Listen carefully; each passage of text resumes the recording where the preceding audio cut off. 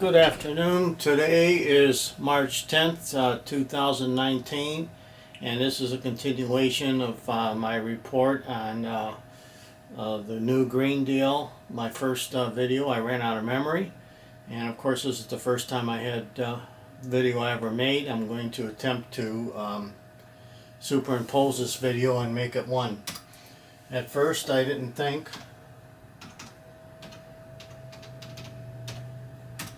it would take 30 minutes, but this particular research that I've done about due to global climate change or global warming, whatever you want to call it, is taking longer than what I expected. I was concerned that I couldn't even talk 15 minutes.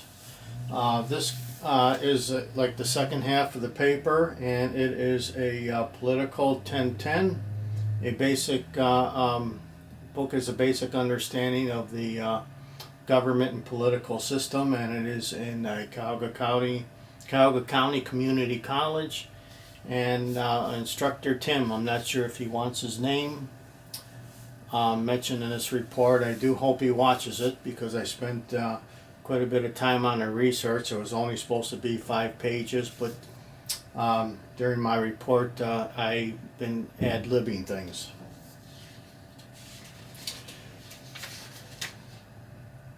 Alexandria Ocasio-Cortez is the person who is leading up the new Green Deal, which is of course becoming carbon free, so the earth doesn't overheat itself and cause the earth to flood out and whatever catastrophe that can possibly happen. First of all, with my camera here, what happened, I ran out of memory, and this is a Sony camera. It's only about the size of a pack of cigarettes, maybe a little larger. And it's made for still movies or still pictures. I'm going to stick with it for a while, see how it works out. One thing would be nice if you could be able to stop and start the film, so to speak, going in case I need a break to do something or think of something. I'm stuck for a minute here, and also the speaker. I don't think you can hook up a external microphone to it, but the sound seems pretty good. So I bought a memory card. It's right here. This particular camera takes a full-size memory card that looks like that. So the small memory card is an adapter here. It fits into the larger one.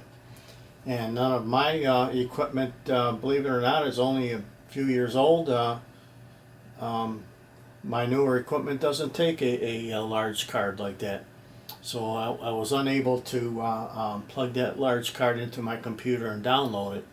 Fortunately, I was able to do it via the USB connection, and then later on I downloaded Sony gives you software that you could edit the movies, which I'm going to attempt to add these two videos together, maybe cut a few things out possibly. And it seems like a very basic software. You could trim, combine, rotate videos, create multi-view and things. I would like to have maybe a screen behind me instead of showing it on the monitor. I'm not sure yet how far this is going to go. So if anybody, a person who wants to buy actually any Sony product, they give you nice features of it. I bought a TV. It keeps upgrading the software on it. It's a Linux Android based system for live streaming. You can put Netflix on it, and you can customize it any way you want. Can't really go wrong with Sony. And they give you extra things like the software I downloaded. I talked to a friend. He said that this is a Mac, and I can download the video editing software. Is called iMovie. This Mac here is 2 generations of the Mac operating system behind. It's behind a few years, so this software was designed to work on the latest Mac version, and my system won't go up any higher. It would probably not run right even if I did try to download it. So anyways, back to Ocasio. She first I want to talk about what I forgot to talk about was Ralph Nader. Ralph Nader had ran for president. He was one of the first people who made anything out of the Green Party. The Green Party is nothing new. Alexandria Ocasio, AOC, she ran for president on a Democratic ticket. And I think that would, or she ran for Congress on a Democratic ticket for the House of Representatives. She went on, she's basically, she calls herself a Democratic socialist. I think she's leaning over toward more socialism. And going back to Ralph Nader was one of the earliest people who was concerned about safety of Americans. He was an environmentalist, and he gotten at his time there was a car, I think it was called a Corvair, and the car was dangerous. If somebody hit the car in the back, it would blow up, and he basically got that car off the market. He was advocating for a clean environment and other safety issues, for the public. Ralph Nader, of course, a very heavy liberal. I know one of the years that he ran for president, he got 2.5% of the vote. Jill Stein, currently, I think she ran for the 2016 election. She only got 1% of the vote, and basically she was a Ralph Nader type person. So I don't know if it was because of finances, if it fell short or anything. Apparently what Ralph Nader was doing was a little more popular than today. Ralph Nader was a person who practiced what he preached. And he did not drive, and he tried to stick with what he believed in as far as, protecting the environment. And there's one thing that you got to hand it to him, that he stuck to what he preached. On the other hand, Al Gore lives in a huge mansion. He uses more energy than anybody. Flies around on a jet, uses tons of energy. I heard rumors that he had ran the air conditioning in his house in the cooler seasons. And he wants to have people pay for a carbon tax, which is would bother rich people to pay a little more tax, but the working and middle class would have a lot more difficult time. AOC, on the other hand, she, the things that she's preaching, like don't, get rid of jets, get rid of transportation, and she calls herself an environmentalist. She doesn't even practice what she preaches. She loves flying around in a jet. She had talked about recycling plastics and garbage bags, and says that she really doesn't have the time to and patience to recycle these things. And actually, I rarely use plastic bags provided in the store. I have big canvas bags I carry and pack my groceries in. And actually, I don't do it for the environmental reason. I do it because I can pack a lot of stuff in there, and I can usually make one trip to the house rather than carrying a bunch of junky bags. The other issue that I wanted to talk about was that, let me think here. I didn't mention much about the sun's energy, but the sun is a very erratic star. There's huge explosions on the sun all the time. The sun has a strange rotational field. The sun is basically plastic-like on the outside, and part of the sun rotates at a different speed than other parts of the sun. And the inside of the sun is very dense with electrons, and I believe hydrogen. And the sun is constantly exploding, and it has a very heavy magnetic field. Matter of fact, if all the explosions that take place on the sun, if it wasn't for the heavy magnetic field, because the sun is so dense, the sun would just literally blow itself apart. And probably eventually it might. I don't know much about the universe, but I do know a little bit about what happens with the sun.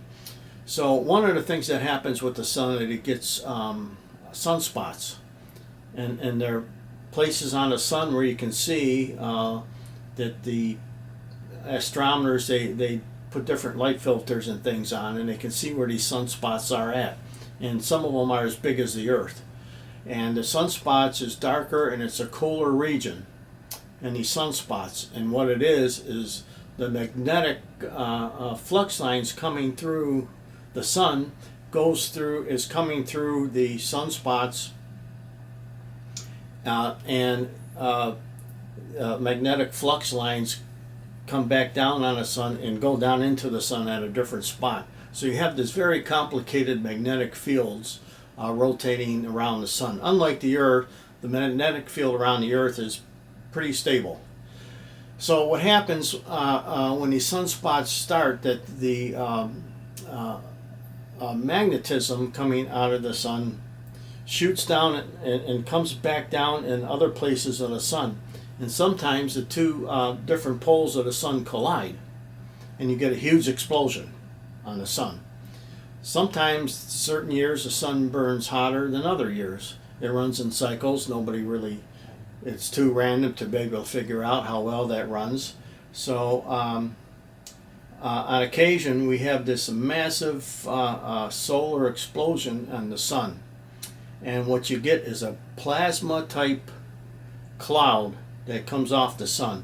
And plasma is like something like lightning, when you can see lightning on the Earth come down and it goes across to a cloud or falls down. It's lightning, kind of a plasma state. And maybe something like the old movies where you saw the Jacob's ladder, which is, two wires with spark coming up the ladder, like the old Frankenstein movies. That's like electricity in a plasma type state. So what happens when this big blast comes off the sun, it forms a cloud of protons, electrons, and it has a very heavy magnetic field. And this cloud shoots out into space. Sometimes the cloud is aimed toward the Earth. And what happens is the cloud travels at about 1 million miles an hour, some really high speed, and it comes toward the Earth. And what happens when it hits the Earth, the atmosphere protects it some, but the heavy magnetic lines in the sun coming from this plasma state coming down into the Earth, and many electrons, all of the electrical wiring for the electrical power in the Earth is attracted to the power wires. And what happens is you get a huge influx of energy coming through the power lines. Basically, magnetism and electricity are interrelated. And the huge amount of electricity actually acts as a short depending on its polarities. So what happens is that these power surges go through the wiring and the electrical power grids, and it literally overloads and blows up these transformers. These transformers are very large, and they take a long time to make. A very large plasma-like cloud coming from the sun hitting the Earth can conceivably cover half the Earth, depending on how big it is. And that would mean it can pretty much wipe out all our power in half the Earth, antennas, radio stations, you name it. And these transformers don't come by easy, and that would cause a really chaotic situation. And actually, one of these plasma storms, sunstorms, or whatever you want to call it, in the 1800s hit the United States. I don't know exactly where. It was a small one, and it knocked out all the telegraph transformers and the telegraph lines. And scientists found this out because people who reported this disturbance at that time, they looked into it, and basically when you see it like a magnetic type storm coming from the sun, you see different colors in the sky, something like the aurora borealis. So they figured that this is what happened in the 1800s, that the sun emitted one of these basically solar storms. And then later on in the 80s, it happened somewhere else in the world. I don't recall where it happened at the moment, but it had wiped out a couple 100,000 people, their power. My whole point it is there could be many different disasters in our world to be focused on just one specific carbon emissions into the atmosphere. And one last thing that I would like to tell you about, something I missed, is the global warming models. Is that the models show that the Earth warming of the atmosphere or Earth is ahead of the carbon trace. So when the climate temperature goes up in the Earth, and you see a temperature raise, the additional carbon emitted in the atmosphere trails. So the comes after the global warming. So the global warming goes first, and then sometime later you see an increase in carbon dioxide in the atmosphere, which is pretty much all the monitoring and statistical things show that this happens. So to conclude this report is that there is no real proof on how hazardous global warming could be. There is no proof on it will lead to a catastrophe. In the last 100 years, the Earth only raised up, I think, less than a degree or something like that. So to really put all our efforts into going carbon free is other things to be looked at in the complexity of the Earth and our ecosystem in the Earth. It would be too much of a gamble to determine that this is the absolute problem that's going to happen with mankind, of the destruction of mankind or animals on the Earth. So my conclusion is that the new Green Deal would be a waste of money and a waste of time. We do not know enough about it, and I'm with Neil deGrasse on this issue, where he had said that we don't know much about it, and so this big push, political push to go free of carbon emissions will just cause probably poverty in our country. And it's not saying that we can't do things. We could say everybody, we have a lot more trees, a lot more vegetation to help, find ways to, other ways to cut back on using fossil fuels. Solar panels and windmills are not efficient. They're very expensive. So, especially like here in the northeast part of Ohio, we don't get a lot of sun. We do have a lot of wind, but the cost of putting up these windmills to power output would be, if everyone relied on windmills and solar power, it would be, we'd all go bankrupt trying to pay our bills. And that concludes my report on the new Green Deal. Thank you.